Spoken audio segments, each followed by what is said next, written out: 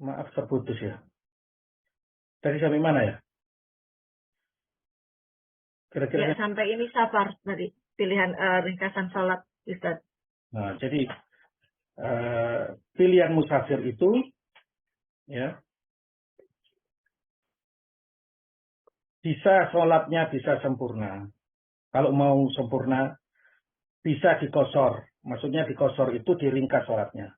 Asalnya 4 menjadi 2. Atau sholat dijamak. Digabungkan 2 sholat fardu itu dikerjakan dalam satu waktu. Ya. Atau sholatnya dikosor jamak. Ya. Bisa dikosor, diringkas dan dijamak dalam satu waktu. Ini boleh 4-4-nya.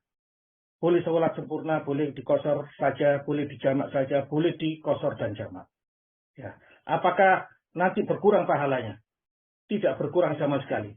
Orang yang mengkosor yang 2 rakaat, itu yang kalau dalam keadaan musafir, pahalanya sama kalau orang lagi seperti nggak musafir. Sama. Ya. Jadi tidak, karena itu tidak berkurang sama sekali karena merupakan apa? Merupakan keringanan. Kalau sholat sempurna, seperti sholat sempurna. Jadi pilihan pertama sholat sempurna ya. Sholat seperti biasanya. Nah, sekarang mungkin kita bahas satu persatu pilihannya. Yang pertama sholat sempurna, yang kedua sholat kosor. Apa sholat kosor? Karena perlu kita pelajari, orang kalau mengkosor itu harus tahu ilmunya. Menjamak harus tahu ilmunya. Kemudian mengkosor jamak juga harus tahu ilmunya. Ya. Kosor itu artinya meringkas sholat yang rubaiyah, yang 4 rakaat menjadi 2 rakaat. Itu artinya kosor. Ya, merubah rakaat itu harus memenuhi syarat dan ketentuannya. Ya, karena merubah rakaat itu nggak bisa sembarangan. Karena rakaat sholat sudah ditentukan oleh Allah seperti saya yang bilang tadi. Walaupun dalam keadaan perang pun rakaat itu tetap. Jadi ada sholat khauf ya. Dalam keadaan perang pun rakaat itu masih sama dengan biasanya. Tidak berubah. Kecuali orang yang safar bisa merubah rakaat. Yang 4 rakaat menjadi 2 rakaat, tapi dengan syarat dan ketentuan yang sudah ditentukan oleh Allah. Apa saja ya syarat dan ketentuannya? Pertama, niat bepergian. Ada niat bepergian. Bepergiannya bukan karena maksiat, ya, bukan maksiat. Tujuannya bukan maksiat, tapi bepergiannya itu ada kalanya karena taat, seperti kita, karena apa? Misalkan pergi umroh, ya, atau karena mubah, hal yang mubah, misalkan tamasya dan lain sebagainya. Pokoknya intinya bukan maksiat. Ya, itu niat bepergian. Yang kedua, punya tujuan pastinya. Ada tujuannya, pergi itu ada tujuannya. Kalau cuma muter-muter tanpa tujuan, misalkan ada perbargian dengan mobil, muter-muter gak ada tujuan, nggak berhak untuk apa? Untuk mengkosor sholat. Kemudian jaraknya udah ditentukan. Jaraknya itu kalau zamannya Nabi disebut 4 burud ya. 4 burud itu sekitar sekarang sekolah kalau sudah ditahqiq di kitab Kitabul Mujtahid itu Bidayatul Mujtahid 89 km kalau ukuran sekarang. Ya. Kemudian bagaimana memulai boleh mengkosor sholat, boleh meringkas sholat itu ketika sudah melewati batas wilayah. Maksudnya batas wilayah itu apa? Batas wilayah tempat tinggalnya. Ya. Jadi kalau masih di dalam, misalkan kita nanti di border ya, masih belum melewati. Border itu tempat untuk orang keluar masuk. Jadi orang yang keluar dari Qatar, border Qatar ini disebut orang musafir. Yang masuk ke Qatar itu orang ya, dianggap masuk, sudah masuk ya. Jadi itu batasannya di situ border Qatar. Kalau misalkan kita nanti ya masih di border, kalau belum masuk wilayah Saudi belum boleh mengkosor. Masih terhitung kita apa? Masih kita ada di wilayah kita. Jadi border itu batasannya. Nah, seperti itu. Kalau istilahnya kalau di stem ya, belum di stem imigrasi Saudi, itu kita belum boleh mengkosor. Jadi sebelah sana, sebelah imigrasi yang Qatar belum boleh. Kalau sesudah imigrasi Saudi baru boleh mengkosor. Ya, itu merupakan syarat ketentuannya Saya ulangi, jadi qashar itu khusus untuk musafir saja. Ya, musafir yang punya niat bepergian. Kemudian tujuannya pasti tujuannya. Kemudian jaraknya 89 km atau lebih.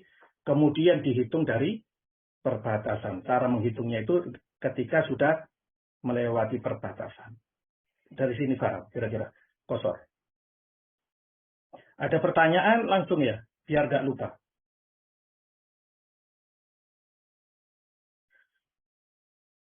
Boleh qashar. Nah, sekarang durasinya. Durasinya boleh qashar itu kalau tujuannya 3 hari 3 malam. Maksudnya apa?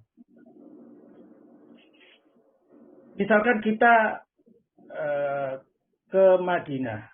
Ya, katakan ke Madinah itu tujuannya kita nanti ke Madinah cuman 2 hari. Berarti kalau tujuannya stay di sana itu 2 hari atau 3 hari, ya boleh mengqashar. Karena tujuannya 2 atau 3 hari. Hari kedatangan, misalkan datangnya hari Jumat. Kemudian keluarnya nanti setelah 3 hari, itu nggak dihitung waktu kedatangan. Hari Jumat, Sabtu, Minggu, Senin, misalkan, ya Selasanya keluar, misalkan.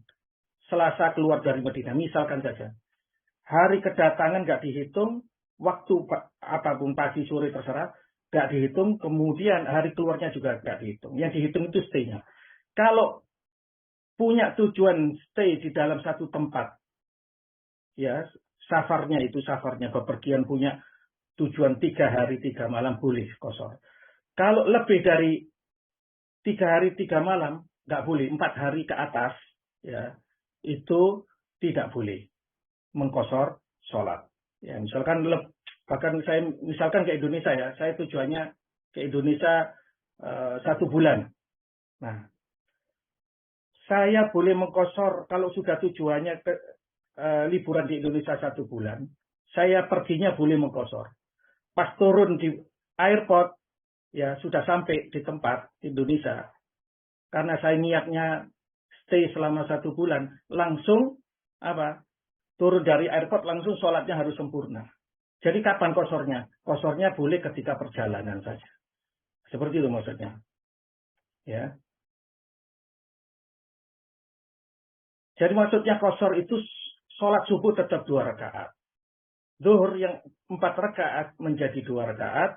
Asar yang 4 rakaat menjadi 2 rakaat. Maghrib 3 rakaat.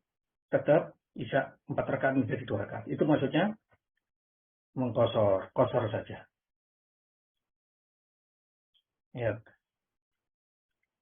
Sekarang jamak. Jadi orang itu boleh qashar saja. Waktu sholat azan zuhur, Allahu Akbar. Kemudian sholat zuhur cuma 2 rakaat. Boleh. Ya, itu namanya qashar. Nanti pas azan asar, sholat 2 rakaat. Boleh. Ya. Azan maghrib tetap 3 rakaat. Nah, itu namanya qashar saja. Sekarang jamak. Jamak itu artinya apa? Menggabungkan 2 sholat fardu dikerjakan salah satunya. Ya. Tetap rakaatnya tetap. Kalau sholat jamak, kalau cuma jamak ya, menggabungkan itu tetap rakaatnya tetap. Kalau jamak saja. Ya nggak berubah. Nah, jamak itu dibagi 2. Ada jamak takhir, ada jamak takdim, ada jamak takhir. Ya, jamak takdim itu maksudnya, misalkan saja, jadi yang boleh dijamak itu cuma 4 sholat ya. Zuhur sama asar, kemudian maghrib sama isya, gandengan. Ya, gandengannya. Zuhur sama asar, maghrib sama isya. Kalau misalkan dikerjakan sholat zuhur dan sholat asar, itu dikerjakan di waktu zuhur disebut jamak takdim. Dan sebaliknya kalau sholat zuhur asar dikerjakan di waktu asar, itu namanya jamak takhir. Ya. Sekarang kita bahas satu persatu. Yang jamak takdim dulu. Artinya apa? Jamak takdim itu 2 sholat fardu dikerjakan di awal waktunya. Awal waktunya, kalau saya bilang awal waktu berarti di awalnya. Kalau zuhur asar berarti awalnya zuhur. Kalau maghrib isya berarti awalnya maghrib. Ya, seperti itu. Jamak takdim bersambung. Tidak boleh ada jeda waktu lama. Termasuk syaratnya jamak takdim itu harus bersambung. Ya.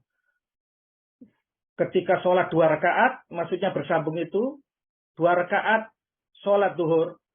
Kemudian jamak ya. Jamak itu tetap. Bukan dikosor ya, saya ulangi. Jadi 4 rakaat misalkan jamak saja ini. 4 rakaat sholat zuhur. Kemudian selesai sholat 4 rakaat sholat zuhur.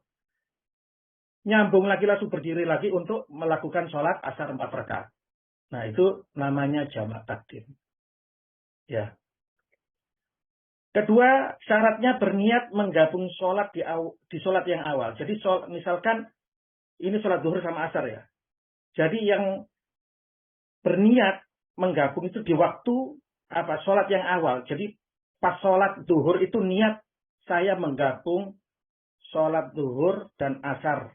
Nah, jadi menggabung sholat asar di waktu sholat zuhur gitu. Jadi harus ada niat menggabung di sholat yang awal. Kemudian sesuai urutan sholat, nggak boleh dibalik. Asar duluan baru zuhur. Nah, nggak boleh.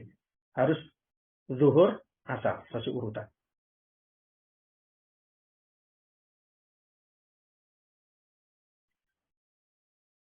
Tata cara jamak takdim niat menggabungkan sholat di waktu sholat yang pertama. Ya, misalkan saja saya di hati ya, saya berniat sholat zuhur digabung dengan sholat asar. Harus ada niat seperti itu. Ya, di sholat yang pertama ada sholat.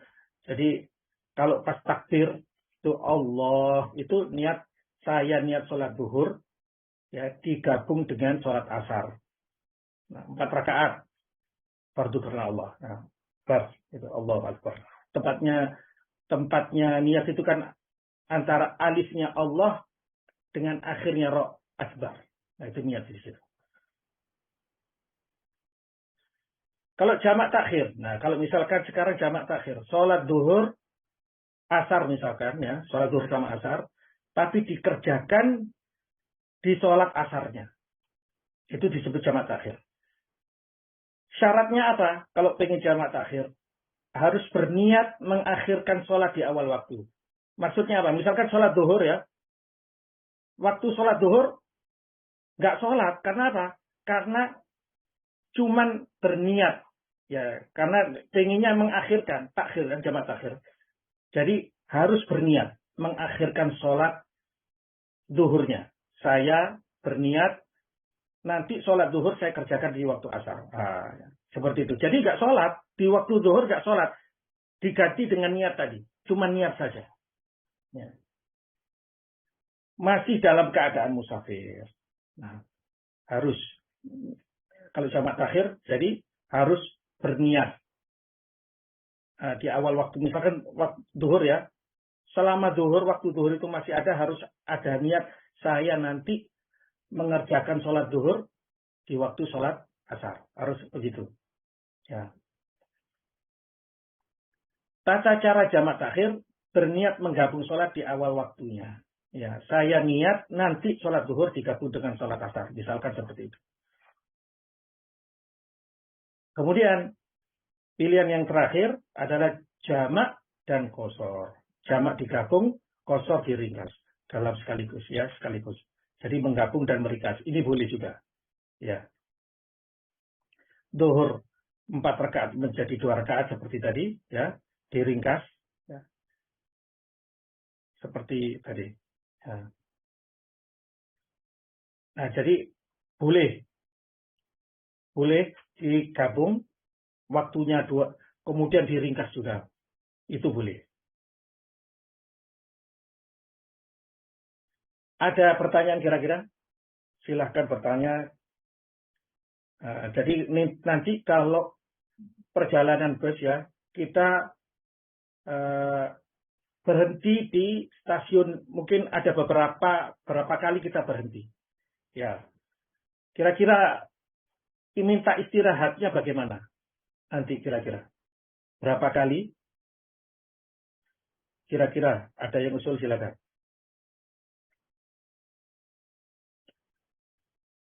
Kalau misalkan nanti ada apa?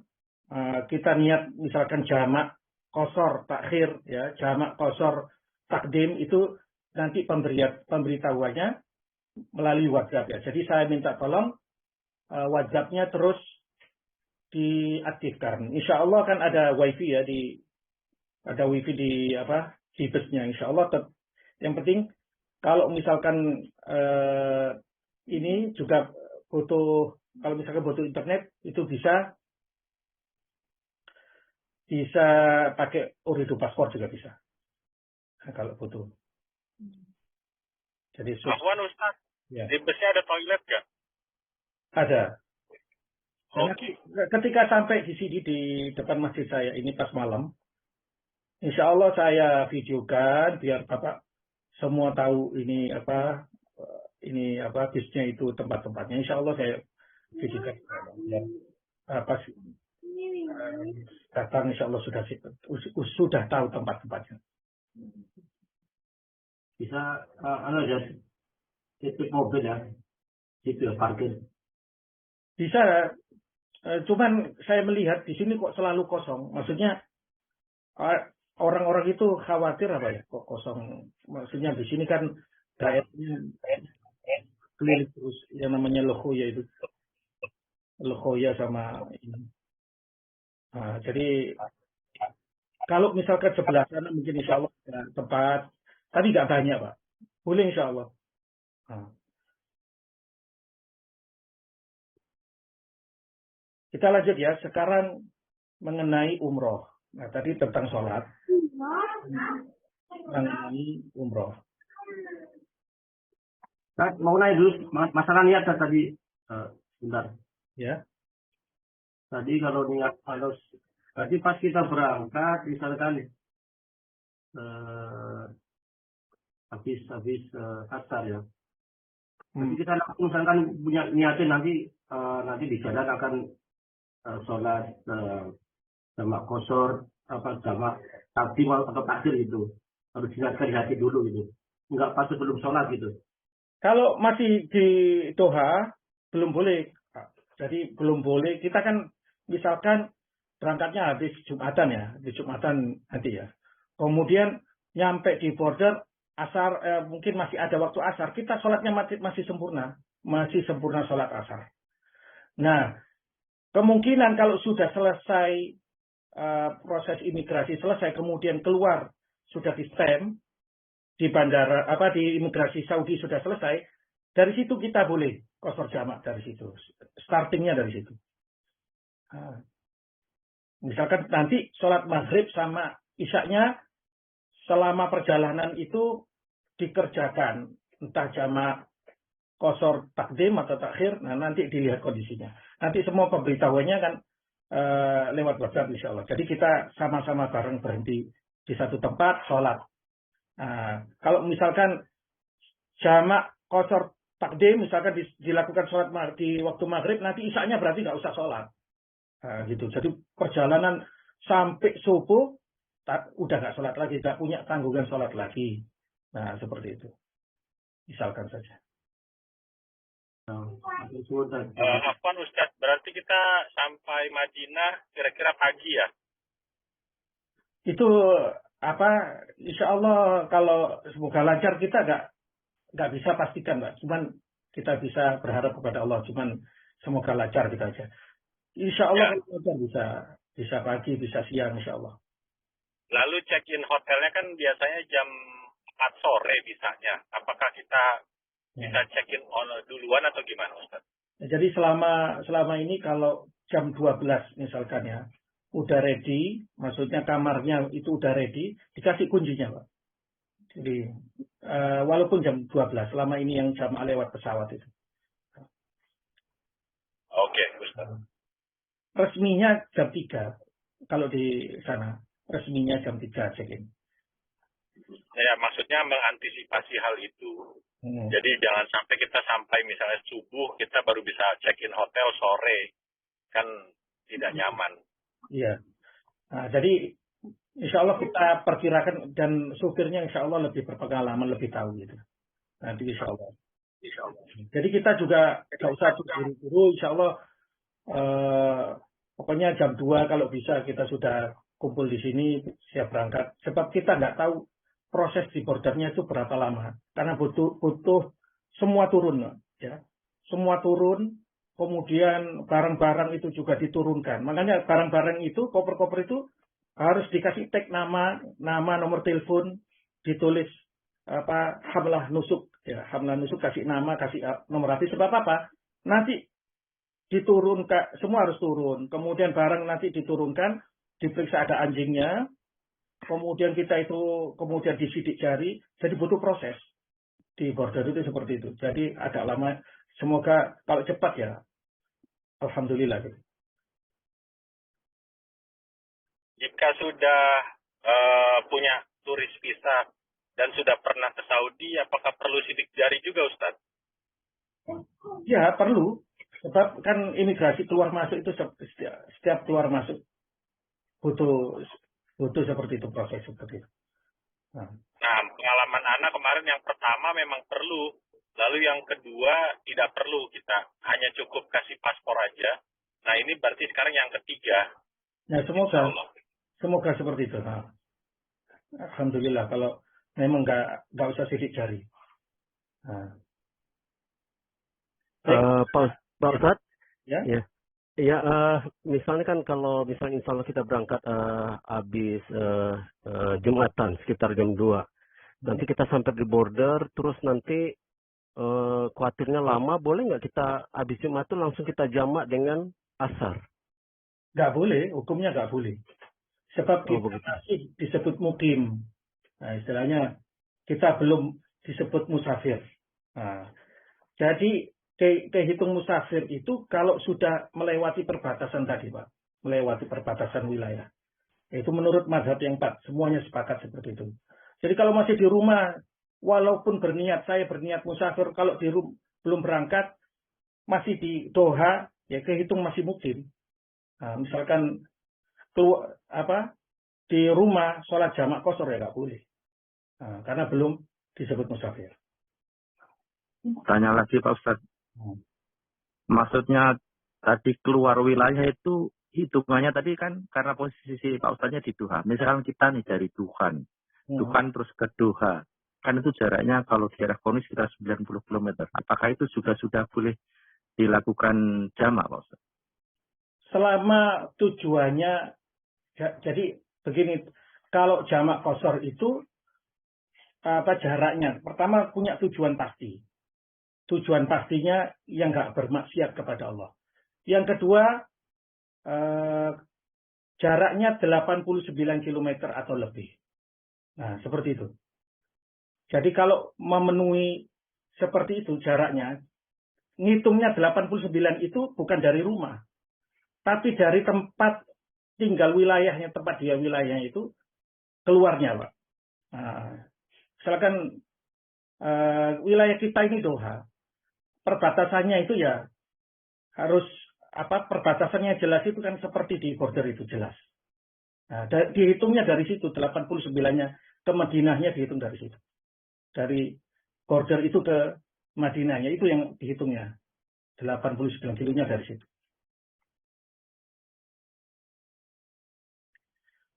Baik ya, kita sekarang bahas tentang umrohnya. Jadi umroh ini punya rukun. Artinya rukun itu harus dikerjakan. Apabila tidak dikerjakan, maka hukum umrohnya batal. Nah, apa saja rukun umroh? Yang pertama adalah ihram. Yang kedua tawaf. Yang ketiga sa'i. Yang keempat tahallul. Rukunnya 4. Ya. Satu persatu kita bahas.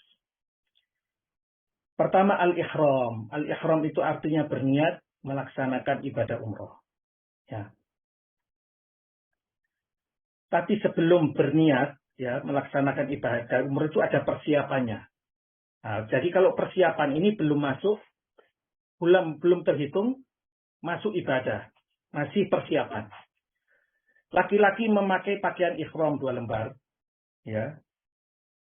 Kemudian memakai sandal yang terlihat mata kakinya dan jarinya. Kalau wanita memakai pakaian sama seperti ketika sholat. Semua tertutup kecuali muka dan telapak tangan, seperti sholat. Memakai kaos kaki dan sepatu. Kenapa kok memakai kaos kaki? Ya, sebab kakinya perempuan itu termasuk aurat. Ya harus ditutup. Ya. Termasuk persiapan sebelum ihram. Jadi ada persiapannya. Nanti kalau persiapan ini bisa dilakukan di mana? Boleh di hotel, ya. Boleh juga di tempat mikotnya. Persiapannya menggunting kuku dan mencukur rambut, mandi dan kemudian berwudu.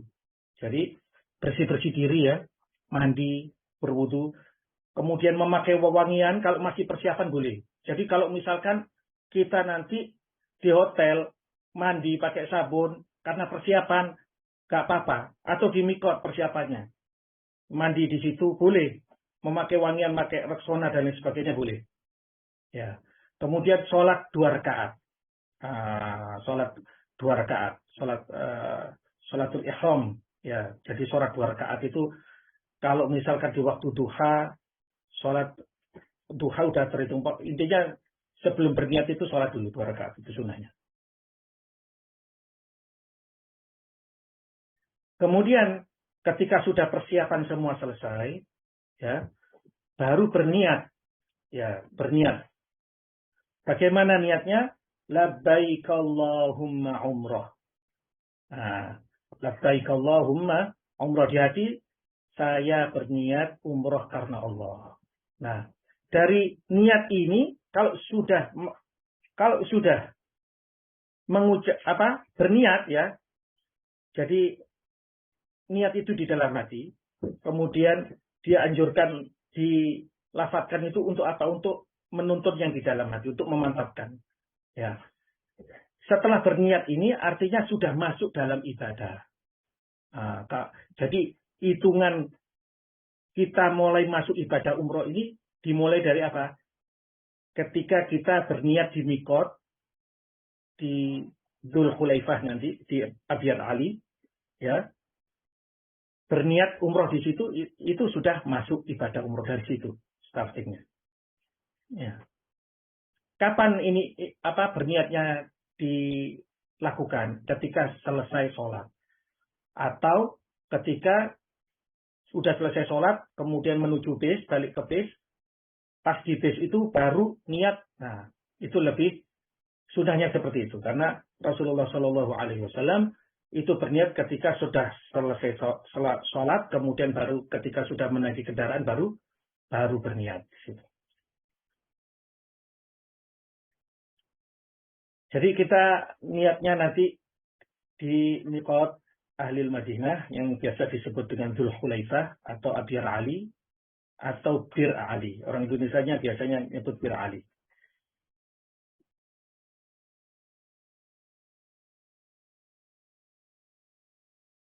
Nah, jadi seperti ini. Ya.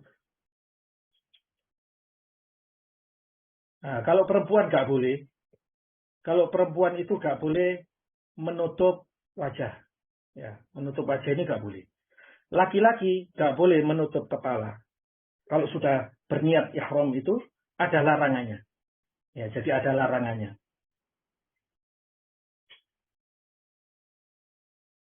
Setelah berihram, tadi labbaik Allahumma umrah, sunnahnya memperbanyak talbiyah. Labbaik Allahumma labbaik, labbaik la syarika laka labbaik, innal hamda wan ni'mata laka wal mulk la syarika lak. Nah, itu diperbanyak dalam keadaan duduk, dalam keadaan berdiri. Itu sunnahnya. Ya. Bisa keras, bisa agak keras. Ya. Itu laki-laki. Ya. Kalau sudah masuk ibadah umroh ada larangannya. Jadi ada larangannya. Sama seperti kita sholat ya. Kalau kita sholat, udah takbiratul ihram, Allahu Akbar, sudah takbiratul ihram. Kalau dalam sholat, gak boleh berbicara, gak boleh ngomong, gak boleh makan, minum dan lain sebagainya ya. Ada larangannya karena sudah masuk ibadah. Begitu juga dengan umroh ya. Jadi ada larangannya. Pertama, memotong atau mencabut rambut. Ya, mencabut rambut, memotong itu gak boleh kalau sudah dalam keadaan ihram itu gak boleh. Ya. Kemudian memotong kuku itu juga gak boleh. Memotong kuku sama memotong rambut itu sama fidyahnya. Jadi gak boleh. Ya, ada fidyah namanya. Itu gak boleh. Nah, kemudian tidak boleh menyisir rambut yang dikhawatirkan rontok rambutnya. Selama dalam keadaan ihram, itu harus hati-hati kalau menyisir rambut. Kalau yakin nggak rontok, boleh. Tapi kalau udah biasa rontok, sebaiknya dijauhi. Ya. Kemudian tidak boleh memakai minyak wangi dengan sengaja. Ya, tidak boleh kalau sudah masuk ibadah umroh, tidak boleh memakai minyak wangi. Sebab umroh itu mengingatkan kita tentang kehidupan akhirat. Ya, minyak wangi itu termasuk istimewaan. Maksudnya mewah-mewah, bermewah. Ya. Kemudian berburu hewan.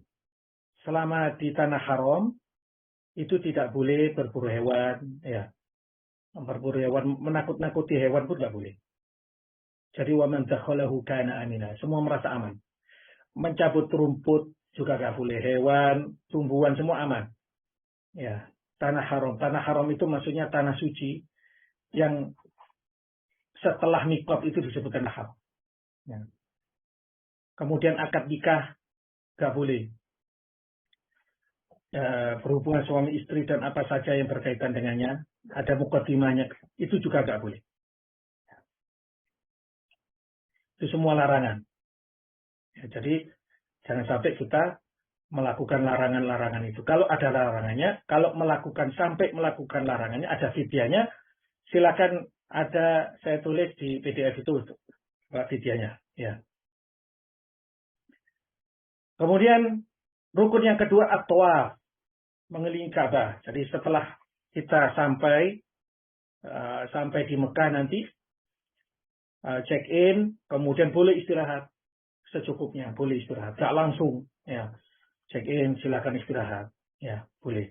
Setelah istirahat baru turun ke Masjidil Haram untuk melakukan tawaf ya. Ada jalur khusus untuk orang umroh, pakai putih-putih itu jalur khusus untuk umroh. Ya. Tawaf adalah sholat yang diperbolehkan berbicara. Nah, jadi tawaf itu sholat.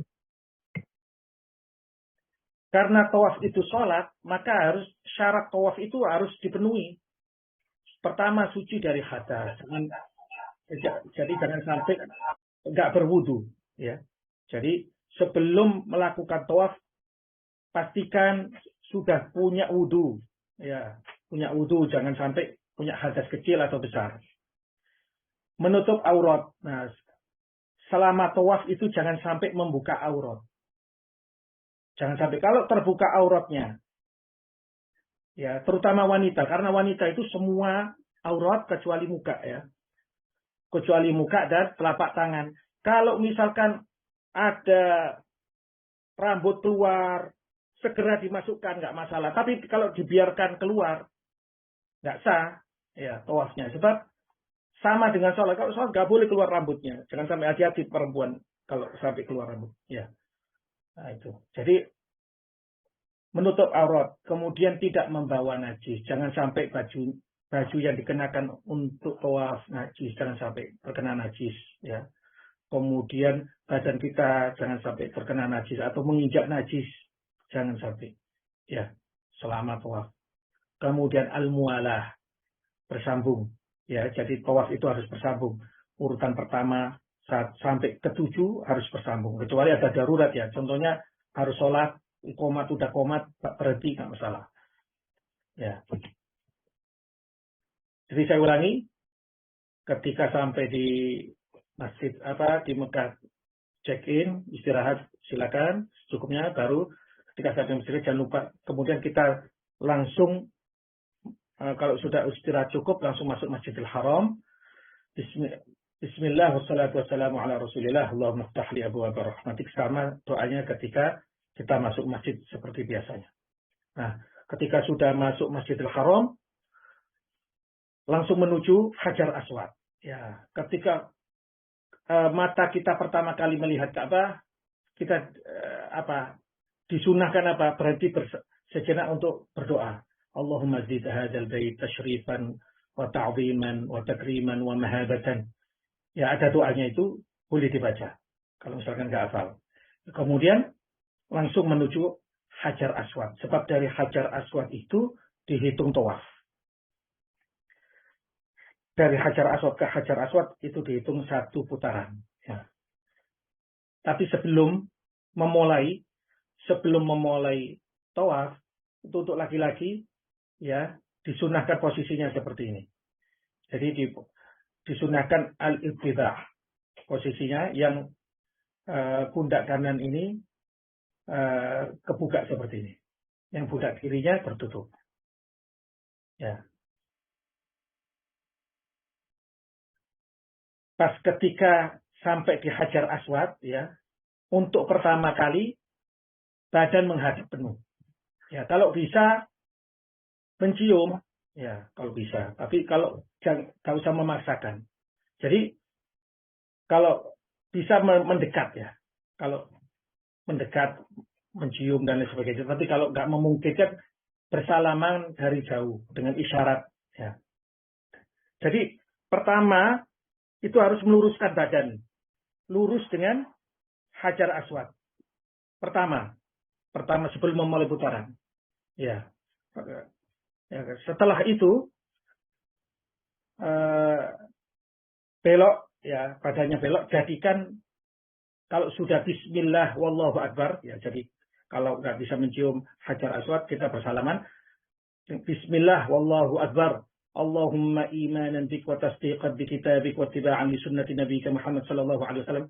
Nah, itu sudah seperti itu, baru kita muter, jadikan selalu Ka'bah itu sebelah kiri. Ya. Jadikan sebelah kiri dan sebelah kanan kita ini luar masjid.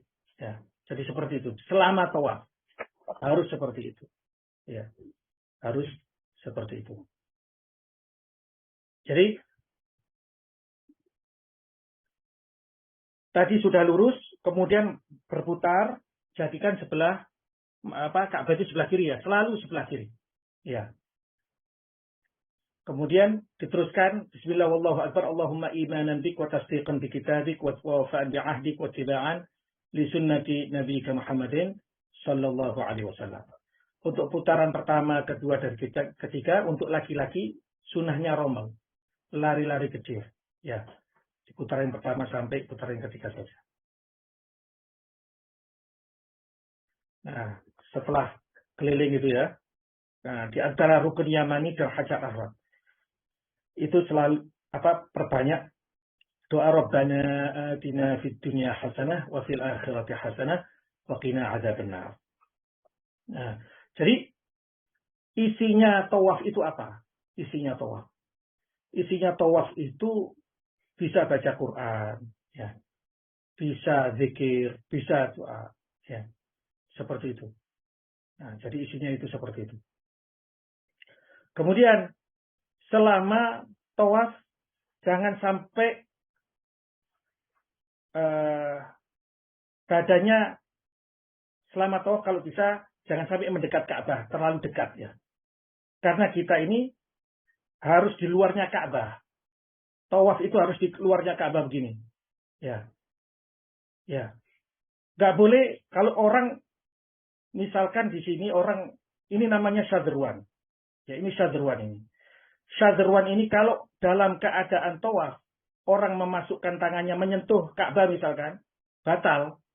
Ya, karena syadruan ini di atasnya ini walaupun tidak ada bangunannya ini dihukumi Ka'bah, pas dalamnya Ka'bah. Ya. Orang tangannya masuk menyentuh Ka'bah sama dengan masuk ke dalam Ka'bah, enggak boleh. ya batal sholat, batal tawafnya.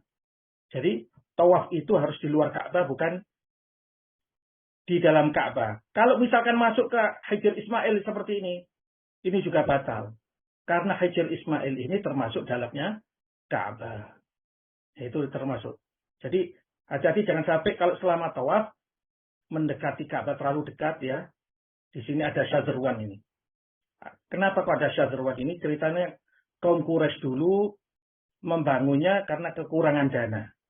Ya, jadi dibikin agak begini. Seperti ini. Jadi agak masuk ke dalam. Tapi batasannya ini tetap ini asas, ini tetap Ka'bah ini. Ya. Kira-kira paham ya? Larangan selama tawaf. Ada pertanyaan kira-kira?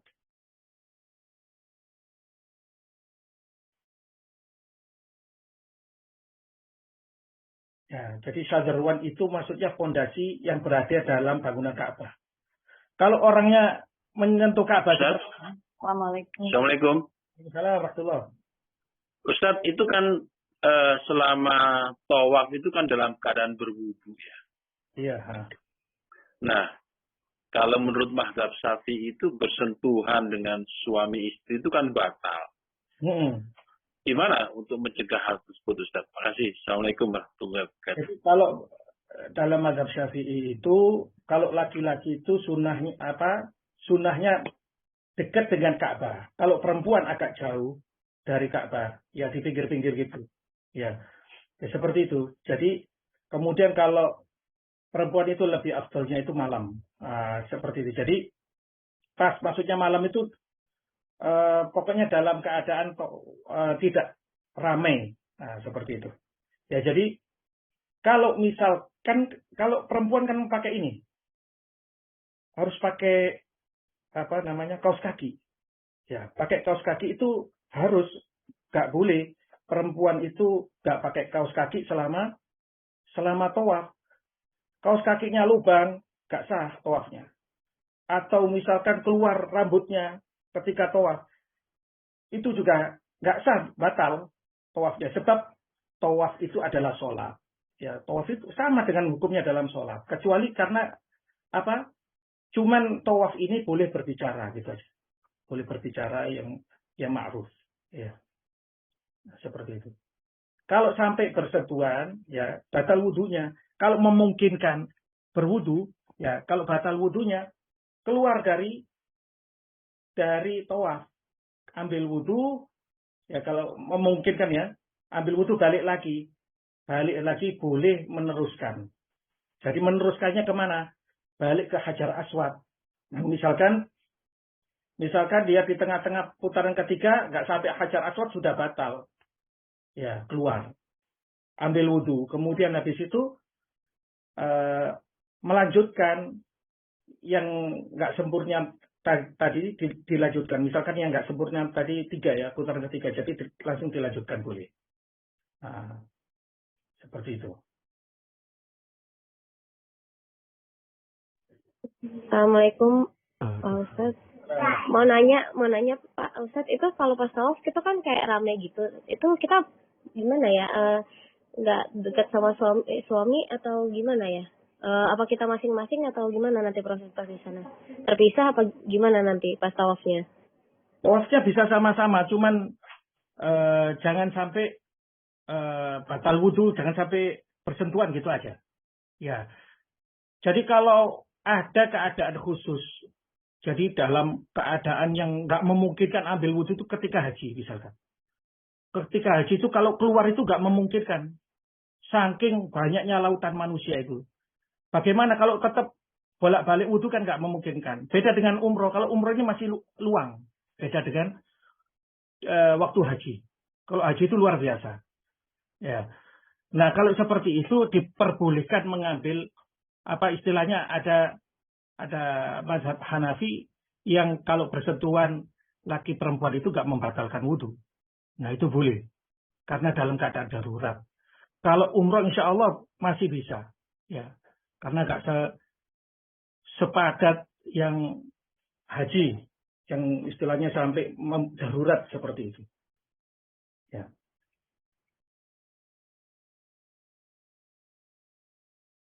Setelah tawaf selesai, ya, dari Hajar Aswad ke Hajar Aswad, setiap melewati itu kasih salam. Melewati Hajar Aswad itu Allahu Akbar. Allahumma imanan bik wa tasdiqan bi kitabik wa tiba'an sunnati nabiyika Muhammadin sallallahu alaihi wasallam wa fa'an bi'ahdik. Yaitu dibaca. Sunnahnya seperti itu. Atau kalau nggak hafal ya cuman Allahu Akbar takbir aja nggak masalah. Nggak apa-apa. Ya, kemudian kalau sudah selesai tawaf, itu di depannya Hajar Aswad ada makam Ibrahim. Berjalan dari Hajar Aswad itu ke makam Ibrahim membaca wattakhidhu mim maqam Ibrahim musalla. Ya. Wattakhidhu mim maqam Ibrahim musalla. Ya. Itu ayat dibaca. Kemudian mengembalikan posisi kain ihram seperti semula. Maksudnya kain yang awalnya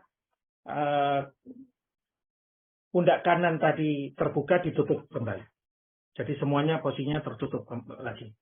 Sholat di belakang makam Ibrahim kalau bisa. Kalau nggak bisa, di mana saja. Yang penting di Masjidil Haram. Rakaat pertama setelah Al-Fatihah membaca Al-Kafirun. Rakaat kedua membaca surat Al-Ikhlas. Itu sunnahnya. Ada pertanyaan kira-kira mengenai tawaf?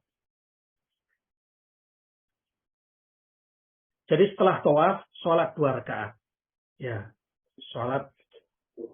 Assalamualaikum Ustadz. Maaf mau bertanya. Silakan. Ustadz, tadi kan maaf agak balik ke yang saat setelah berniat, sebelum memakai ihram dan berniat. Itu ada sholat sunnah 2 rakaat. Itu niatnya apa ya Ustadz berarti? Jadi sholatnya di dalam kitab fikih yang Al-Mu'tabarah itu disebut sholat sunnatul ihram. Ya, disebut sholatul ihram. Tapi kalau misalkan sholat fardu, ada sebelum berniat itu sholat fardu, ada sholat zuhur atau sholat asar misalkan. Itu udah cukup, karena fardu itu udah mencakup sunnah. Ya, seperti itu. Atau misalkan sholat di waktu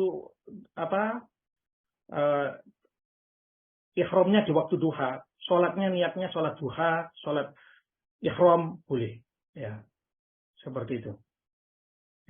Jadi yang penting intinya sholat sebelum berniat, sholat sebelum ihram itu sunnah hukumnya. Nah, Rasulullah setiap mau ihram, mau berniat umrah itu sholat dulu 2 rakaat. Ya, kita mengikuti Rasulullah sebab apa?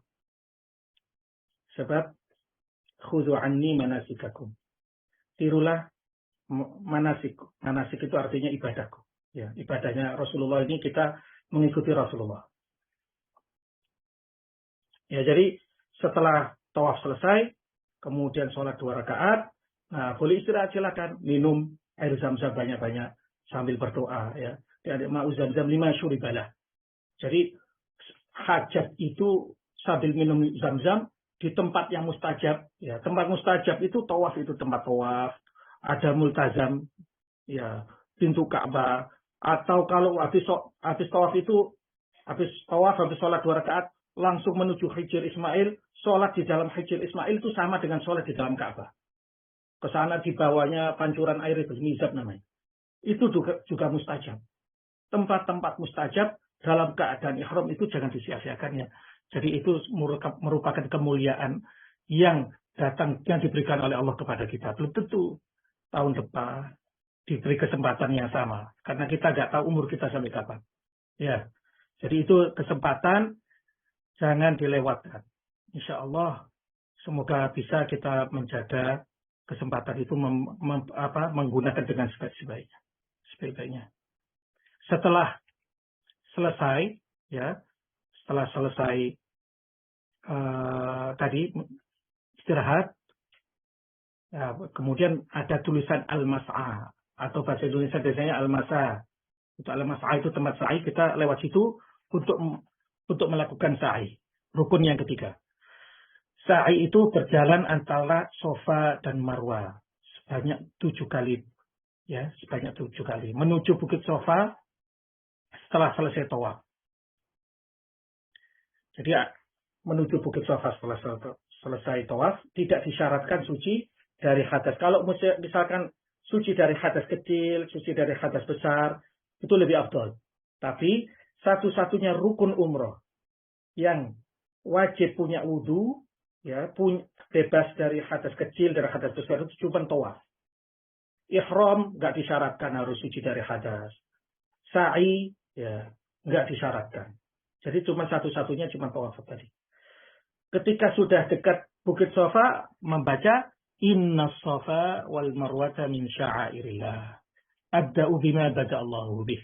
Jadi kalau misalkan disempurnakan ayatnya, boleh. Ya. Jadi, Sofa, kita menuju Sofa ya. Membaca apa? Dari pas jalan menuju Sofa ini, membaca tadi Inna Safa wal Marwata min sya'airillah. Abda'u bima bada'allahu bih. Ketika sampai Sofa, ya, ketika sampai Sofa, kita mendaki ya bukitnya itu sampai bisa melihat Ka'bah. Menghadap Ka'bah kemudian membaca doanya. Allahu Akbar, Allahu Akbar, Allahu Akbar, la ilaha illallah wahdah, sadaqa wa'dah, wa nasara 'abdah. Ya, itu dibaca doanya itu 3 kali, kemudian habis itu kita doa hajat kita yang khusus, yang misalkan semoga anak kita diberikan anak yang soleh, orang tua kita tetap sehat, dan lain sebagainya. Kemudian doa yang umum, mendoakan kaum muslimin, muslimat, itu kita doakan semua. Kemudian setelah itu turun, ya turun di yang sini, ya, yang tanda ini kita lari, sunahnya, lari untuk laki-laki ya, lari, ya. Kemudian kita menuju Marwah. Pastikan, ya, jadi harus dipastikan ke tembok Marwah, tembok ini Sofa ini pastikan. Jadi jangan sampai kita sudah ini balik ke sini, jangan sampai. Jadi pastikan, biar sah untuk jaga-jaga. Ya, seperti itu. Apa yang dikerjakan di Marwah sama ketika dikerjakan di Sofa. Hitungnya 1 kali itu dari Sofa ke Marwah dihitung 1 kali. Ya, kemudian kalau Marwah ke Sofa 2 kali, seperti sampai 7 kali. Ya. Ya, yang dikerjakan sama. Yang di Marwah itu juga menghadap kiblat. Ya, kalau di sini ada dindingnya kita nggak bisa melihat Ka'bah, tapi di Sofa bisa melihat Ka'bah. Bedanya gitu. Jadi 1, 2, 3, 4, 5, 6, 7. Keluarnya itu pasti di Marwah. Ya, kalau 7 itu keluarnya di Marwah. Ya.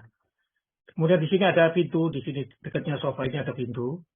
Ya, pintu keluar menuju hotel yang kita huni nanti di bawahnya Clock Tower. Itu kalau baliknya lewat di pinggirnya Sofa ini ada pintu. Di sini nanti keluarnya. Ya. Jadi kalau sudah di Marwah ini, sudah selesai 7, boleh lewat sini, jalan lewat sama-sama dengan orang itu langsung ke sini boleh. Atau melawan arus di pinggir-pinggir juga boleh. Ya. Ya. Seperti itu. Jadi kalau di dalam sa'i itu tidak disyaratkan hadas kecil, hadas besar. Ya. Kalau sesudah sa'i selesai, kita melanjutkan kepada rukun selanjutnya, yaitu al-halq. Al-halq itu artinya tahallul. Ya, jadi yang terakhir itu artinya tahallul.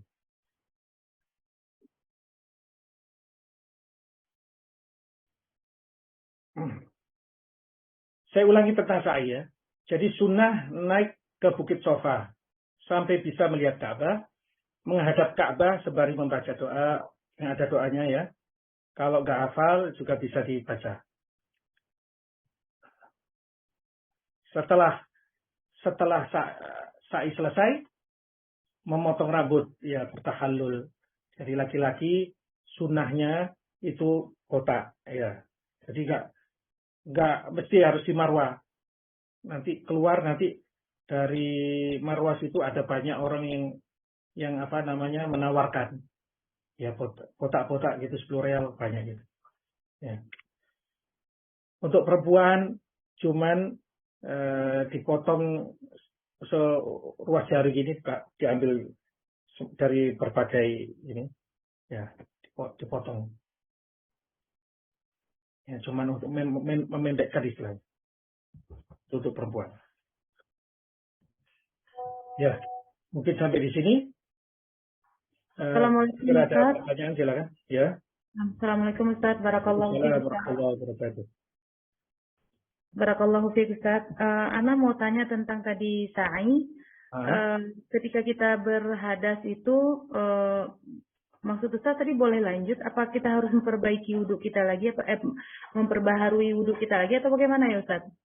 Kalau sa'i itu tidak disyaratkan punya wudhu. Oh, nah. Punya wudhu itu lebih afdal, gitu aja. Oh, nah. Maksudnya kalau misalkan kita buang angin berarti mungkin kita belum ada kehendak ingin ke kamar kecil, berarti kita masih boleh melanjutkan dulu sampai nanti kita selesai baru kita memperbaharui wudhu kita seperti itu, Ustaz? Iya, betul. Oh, nah. Boleh. Insyaallah. Jadi walaupun bajunya najis pun, ya, tapi kalau bisa enggak ya, bajunya najis tidak punya wudhu boleh. Oh, nah. Sa'i. Nah, kalau tawaf nggak boleh, harus ya, karena sholat tawaf itu sama seperti sholat ya Ustaz. Nah, Ustaz, jazakallah khair Ustaz. Iya. Kalau nggak ada yang bertanya mungkin kita cukupkan. Ya. Assalamualaikum. Alhamdulillah warahmatullah. Ya, saya mau nanya kalau ini nanti proses umrohnya apakah kita berbarengan atau nanti mandiri ya? Jadi nanti ada mutawifnya orang Indonesia tapi mulainya dari Madinah. Mutawif dari Hamlah maksudnya. Dari Hamlah itu mutawifnya orang Indonesia. Itu dari Madinah, dari mulai startingnya dari Hotel Madinah sampai ke Mikot ya. Kemudian ada yang mendampingi itu Pak, mutawifnya. Mendampingi sampai yang ingin didampingi, kalau mau mandiri silahkan. Kalau yang mau rombongan juga boleh.